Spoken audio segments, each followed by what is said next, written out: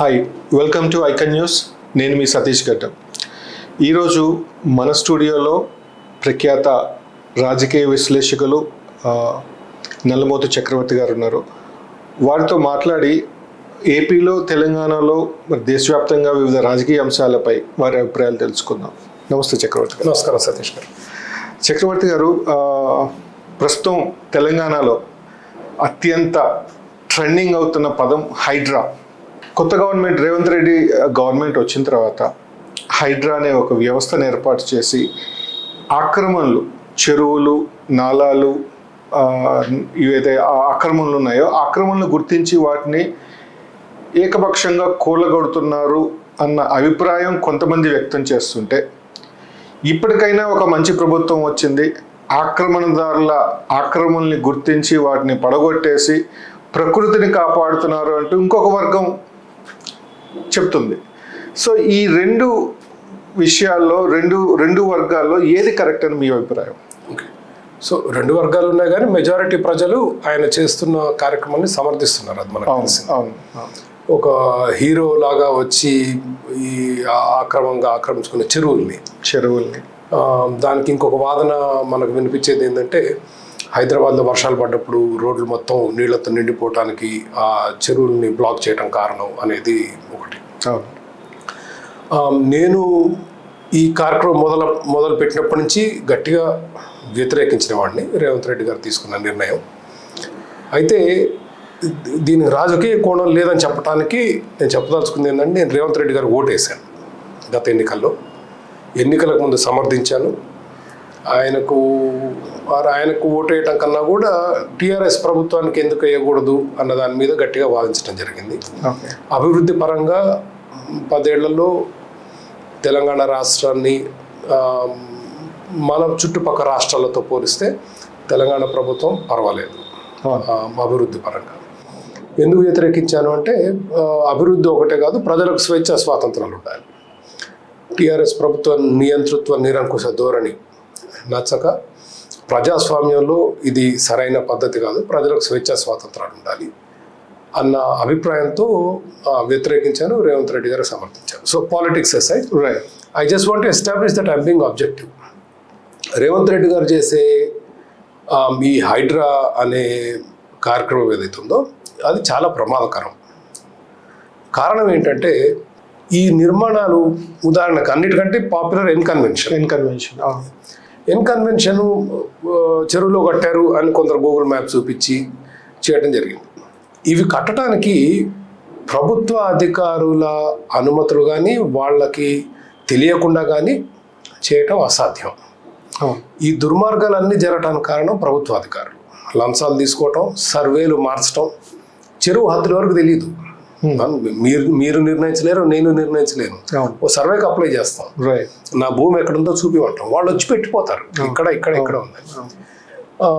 నాగార్జున ఏమన్నాడంటే, మేము ఎక్కడ అతిక్రమించలేదు, కాంటూ కోర్టు తెలుసుకుందాం, నేను ఎక్కడ తప్పు చేయలేదు అంటే, మనోళ్ళు ఫోటోలు వేసి నువ్వు నేను చూపిస్తే సరిపోదు. ఎవరు అధికారి సర్వే చేసింది?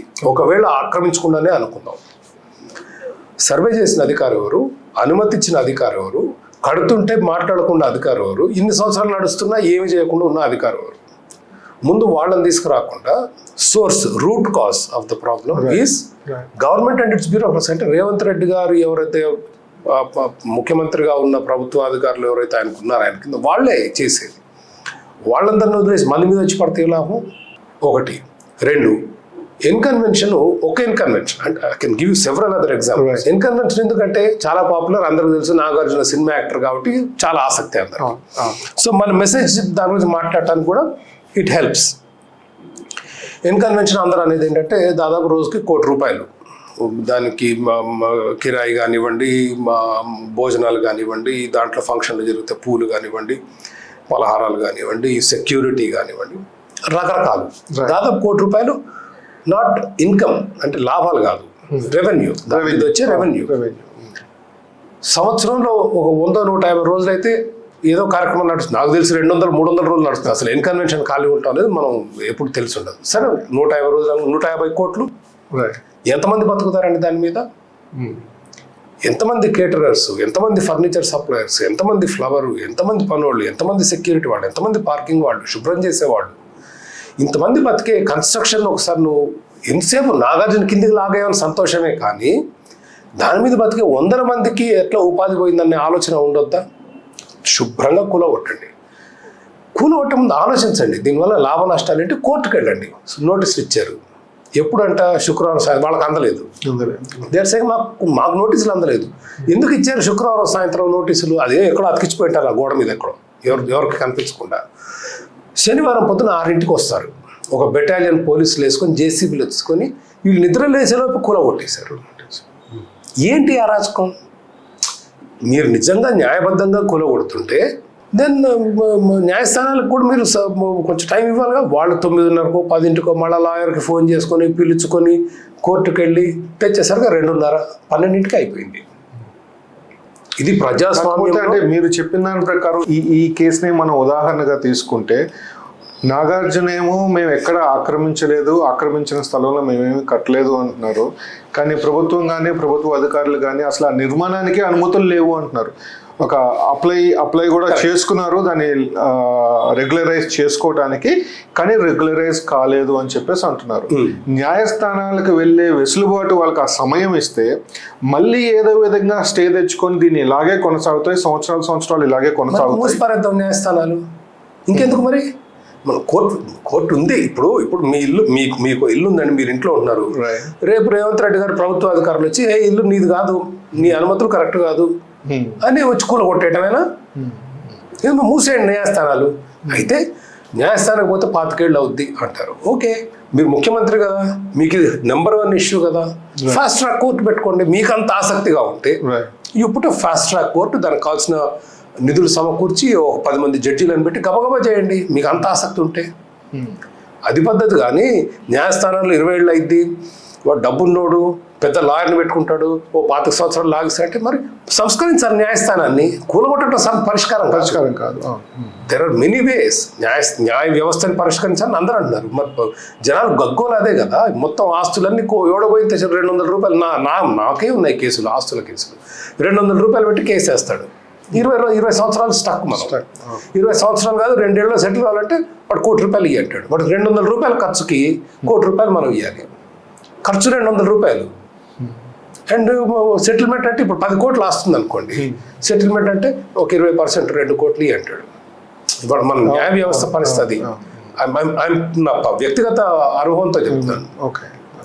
సో న్యాయ వ్యవస్థ సంస్కరించాలి, ఫాస్ట్ ట్రాక్ కోర్టులు పెట్టుకోవాలి. కానీ ఇది ఎక్కడ దుర్మార్గం? మణికొండలో పోయి దాదాపు 600 కోట్ల రూపాయల విల్లాసు పాల్గొడతామని మొదలుపెట్టారు, పగలగొట్టడం. ఈ విధంగా అది కొన్ని కన్సిస్టెంట్గా చేస్తున్నారా? అది లేదు. ఇప్పుడు ఎన్ని ప్రభుత్వ ఇప్పుడు మొన్న ఓవైసీ గారు చెప్తున్నారు, where is your necklace road? సరిగ్గా తీసిపోయి మీరు హుస్సేన్ సాగర్ లేక్ నుంచి చేశారు. గౌలిగూడ బస్ డిపో చూడండి, నది మధ్యలో ఉంటుంది, మూసీ నది మధ్యలో. నేను పుట్టినప్పటి నుంచి చూసి, నేను హైదరాబాద్లో పుట్టాను. మూసీ నది ఎలాంగ్ మూసీ లేని మొత్తం స్లమ్సే. ఎట్లా అనుమతి ఇచ్చారు మరి? అవి తీయరా? అంటే బాగా డబ్బున్నోడి వాడి చూసి పబ్లిసిటీ కొరకు చేయటమా? దీనికి ఒక పద్ధతి ఉండదా?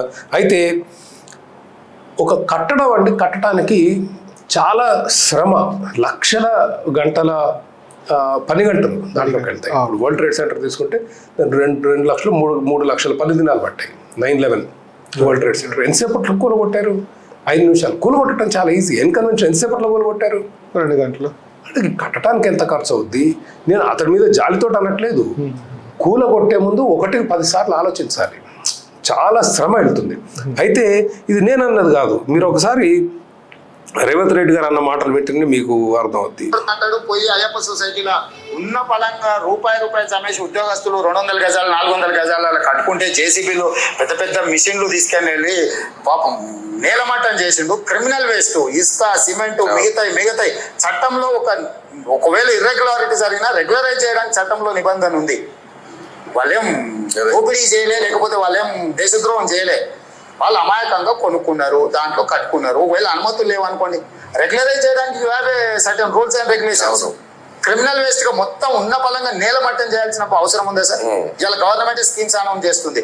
మీరు గవర్నమెంట్ ల్యాండ్స్ లో ఉంటే మీరు రెగ్యులరైజ్ చేయించుకోండి, మీరు బిల్డింగ్లు కట్టుకుంటే రెగ్యులరైజ్ చేయించుకోండి. ఇంకోటి నువ్వు అయ్యప్ప సొసైటీ కడుపు ఫార్ములా ఇచ్చేది ఉండే, కట్ ఆఫ్ డేట్ ఇచ్చేది. సరిగ్గా నేను చెప్పిన వాదన చేస్తున్నాడు ఈయన అధికారంలో లేనప్పుడు. ఇప్పుడు what is LRS and PRS? Regularization 10,000 కోట్లు ఎక్స్పెక్ట్ చేస్తున్నారు. ఏంటి? అడ్డగోలుగా కట్టుకున్న తర్వాత మాకు ఇంత చెల్లించు, మేము చూడం. మీరే లీగలైజ్ చేసి మీరే వయలేషన్స్ని మీరే సమర్థించి మీరే ఎంకరేజ్ చేస్తున్నారుగా. అంటే ఇప్పుడు హైదరాబాద్ అండి, real estate is in doldrums, స్తబ్దుగా ఉంది. అందరికీ తెలిసిందే real estate in Hyderabad is not doing well. ఒక ముఖ్యమంత్రిగా మీరు చేయాల్సిన పని ఇదా? ఎకానమీ మీకు ఆర్థికంగా హైదరాబాద్ కాస్త స్లో అయింది అన్నప్పుడు మీరు చేయాల్సింది ఏంటి? మళ్ళీ దానికి ఊతం ఇవ్వడానికి ఏం చేయాలని ఆలోచించాలి. మెట్రో ఏ విధంగా వేగంగా విస్తరించాలో ఆలోచించాలి. రాగానే శంషాబాద్ నుంచి మా హైటెక్ సిటీ మెట్రో క్లోజ్ చేసి అసలు హైదరాబాద్ నడిచేదే టెక్నాలజీ ఇండస్ట్రీ మీద. ఓఆర్ఆర్ ఉంది కదా అంటే మరి 10 లక్షల ఉద్యోగాలు ఇస్తుంది. అది 10 లక్షల ఉద్యోగాలు అంటే 10 లక్షల కుటుంబాలు అంటే దాదాపు 40-50 లక్షల మంది కేవలం దాని మీద బతుకుతున్నారు. హైదరాబాద్ జనాభా ఎంత? 1,25,00,000. అంటే సగం హైదరాబాద్ నువ్వు ఐటీ మీద బతుకుతుంటే ఓఆర్ఆర్ ఉంది కదా, వాళ్ళకెందుకు నేను ఓల్డ్ సిటీ నుంచి వేస్తా అంటే ఓల్డ్ సిటీ నుంచి చేయండి, ఎవరు వద్దనట్లేదు. కానీ బువ్వ పెట్టేది అది హైటెక్ సిటీ. ఇవాళ 50 లక్షలు తెలంగాణ మొత్తానికి బువ్వ పెడుతుంది, మొత్తం తెలంగాణ బువ్వ పెడుతుంది. నువ్వు అసలు శంషాబాద్ నుంచి మా హైటెక్ సిటీకి మెట్రో మూసేయటం ఏంటి రాగానే అంటే అవతల ఏం చేసినా మనం దాన్ని ఎదురు పోవాలా? వితండవాదం. So he is on a very wrong track. కానీ చాలా చేయొచ్చు. ఇప్పుడు హైదరాబాద్లో ట్రాఫిక్ ఎంత పెద్ద సమస్య అండి. ట్రాఫిక్ సమస్యలు పరిష్కరించండి, కంపెనీలను ఆకర్షించండి, ట్యాక్స్ ఇన్సెంటివ్లు ఇస్తారా, భూములు ఇస్తారా, ఏమి ఇస్తారా, మరిన్ని కంపెనీలు తేండి. ఔటర్ రింగ్ రోడ్ అన్నారు, రీజనల్ రింగ్ రోడ్ అన్నారు. అసలు చేయడానికి ఎన్ని పనులు ఉన్నాయి? That will create a vibrant environment. See that is what KTR was doing. రోజు ఇదే గొడవ, టెక్నాలజీలు ఇది వస్తుంది, ఆ కంపెనీ తీసుకొస్తాం, ఈ వారానికి ఫ్లైఓవర్ ఇనాగరేషను, మెట్రో ఎక్స్పాన్షన్ అని, ఇదని అదని ఏదో గొడవ నడుస్తూ ఉండేది. That created that buzz in Hyderabad. ఇప్పుడు ఏంటి? హక్కులు కొడతాం, మెట్రో క్యాన్సిల్ చేస్తాం. ఇది is not the right thing. Now Hyderabad real estate భారతదేశంలోని ఇతర నగరాల్లో కూడా రియల్ ఎస్టేట్ స్లో అయింది, కాదనట్లేదు. బట్ గతంలో స్లో అయినప్పుడు హైదరాబాద్ స్లో అవ్వలేదు. It did well. So Revanth Reddy as I feel is not on the right track. It is not good. ఇప్పుడు జేజేలు కొట్టిన ప్రజలే రేపు ఎకానమీ అటు ఇటు అయ్యి ఉద్యోగాలు సరిగా రాక హైదరాబాద్ అభివృద్ధి చెందకపోతే మళ్ళీ వాళ్ళే వ్యతిరేకంగా ఓట్లు వేస్తారు. అసలు రాలేదుగా హైదరాబాద్లో ఓట్లు మొదటిసారి, అంటే అసెంబ్లీ ఎన్నికలప్పుడు అయితే రాలేదుగా. సో ఇప్పుడు ఏం చేస్తా అంటే పర్యావరణం కాపాడుతూ, చెరువుల్ని కాపాడుకుంటూ, నాళాలని కాపాడుకుంటూ, అంటే ఈ వర్షం పడిన నీళ్లు రోడ్ల మీదకి రాకుండా ఉండాలంటే ఆ డ్రైనేజ్ సిస్టమ్ ఏదైతే ఉందో దాన్ని సరి చేయాలి. డ్రైనేజ్ సిస్టమ్ లేదు సార్. చెరువులు దాకా ఎందుకు పోతున్నారు? మనకు డ్రైనేజ్ సిస్టమ్లో సచ్చి లేవు. అది జనాల చెరువులో పువ్వు పెట్టడం అంటే ఇదే. చెరువుల్లో కూల కొట్టడానికి నేను అసలు ఏమాత్రం వ్యతిరేకం కాదు. చెరువులు ఆక్రమిస్తే ఒక పద్ధతిలో హేతు పద్ధతి ఉండాలి. ఏది చేసినా అడ్డగోలుగా చేయకూడదు, నియంత్రిత ధోరణిలో. అదే కదా కేసీఆర్ పాలనలో వచ్చిన మనకు సమస్య. పడనోడు అంటే వాడిని ఎన్ని రకాలుగా, రేవంత్ రెడ్డి గారే అతిపెద్ద విక్టిమ్. కేసీఆర్కి అతిపెద్ద విక్టిమ్ రేవంత్ రెడ్డి గారే. ఆయన ఇంటి తలుపులు బాగా కొట్టి బెడ్రూమ్ నుంచి లాక్కుపోయారు. సో హీ నోస్ నియంతృత్వం అంటే ఎట్టుంటుందో ఆయనకి తెలుసు. సో పద్ధతి ఇది కాదు. There should be a proper rational way of doing it. అయితే హైదరాబాద్లో రోడ్ల మీద నీళ్లు ఆగటం అనేది డ్రైనేజ్ సిస్టమ్ సరిగ్గా కట్టక, ఈ చెరువులు మూసినందుకు కాదు. కానీ సార్ చెరువులు if it helps you clear the lakes. ఇప్పుడు ఇన్కన్వెన్షన్ కూల్చిన పద్ధతి కరెక్ట్ కాదు అంటున్నాను. చేయాల్సిన పద్ధతులు సరైన పద్ధతులు చేయాలి. సో ఇట్లా చేస్తే బాగుంటుంది అనేది మీ అభిప్రాయం? నో, అదే I gave those 2 choices. You go through. మీకు నిజంగా అంత పెద్ద సమస్య అనిపిస్తే ఎక్స్పర్ట్స్ మీకు మన చెరువులు మొత్తం ఆక్రమించడం మూలంగా హైదరాబాద్లో రోడ్ల మీద నీళ్ళ సప్లై సరిగా జరగట్లేదు అని, నీళ్లు సరిగా పారట్లేదు అని అనుకుంటే then you appoint fast track court. It's an important thing. ఇప్పుడు మహిళల మీద దాడులు జరిగినప్పుడు కూడా వీటికి కూడా ఈ పాక్సో కోర్టు అవి వచ్చాయిగా. ఏది మీరు 30 ఏళ్ళు తీసుకుంటే కుదరదు, త్వరగా తేల్చారని పెట్టండి. కొంచెం ఖర్చు అవుద్ది, 100 కోట్లు 200 కోట్ల బడ్జెట్లు పెట్టండి, పెట్టి జడ్జీలను పెట్టండి, తేల్చండి, ఇబ్బంది లేదు. I don't have any problem with that. కానీ చేసేది సరిగ్గా చేయాలి, పద్ధతి ప్రకారం చేయాలి. ఊరికే కూల కొడుతూ పోతాం అంటే కుదరదు. థ్యాంక్ యూ చక్రవర్తి గారు, మీ అమూల్యమైన సమయాన్ని మాకు కేటాయించారు. చూశారు కదా, హైడ్రా ఏకపక్షంగా వ్యవహరించకుండా చట్టబద్ధంగా ప్రజాస్వామ్యయుతంగా పనిచేస్తే బాగుంటుంది. అది ఎలా చేయాలి, ఏం చేయాలి అనేది ప్రభుత్వం ఒక సరైన గైడ్లైన్స్ ప్రకటించి తదుకు అనుగుణంగా చర్యలు తీసుకుంటే బాగుంటుంది అని చక్రవర్తి గారు అభిప్రాయపడ్డారు. సో మరోసారి మరో అతిథితో కలుద్దాం. అంతవరకు నమస్తే.